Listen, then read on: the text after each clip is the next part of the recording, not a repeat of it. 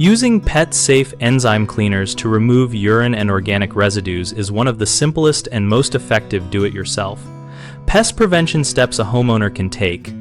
Enzyme cleaners work by breaking down the proteins and organic molecules that attract pests and trigger repeat marking behavior. So choose a product labeled for pet urine and organic stains and follow the instructions precisely. For carpets, start by blotting excess moisture with clean towels. Then apply the cleaner generously enough to penetrate the stain and backing. Let the product dwell for the time specified on the label to give enzymes a chance to digest the residues.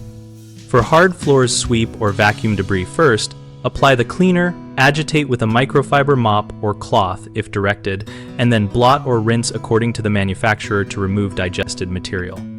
If odors persist after drying, wait 24 hours and reapply, because enzymes may need repeated exposures for deep or old stains.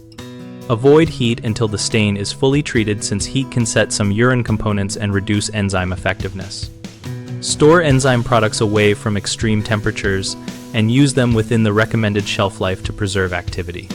Common mistakes include under-applying the cleaner, which leaves residual organics and allows pests to return, so saturate the affected area sufficiently and allow full dwell time.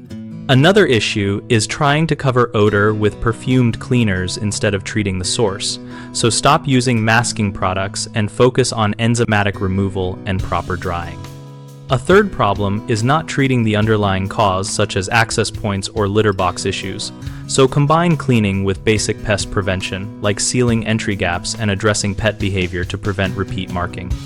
At bighomeprojects.com, we connect homeowners with local contractors and provide resources about home maintenance, including pet-safe cleaning and pest prevention. We also host a discussion community where we and other members share experiences, recommendations, and practical how-to tips.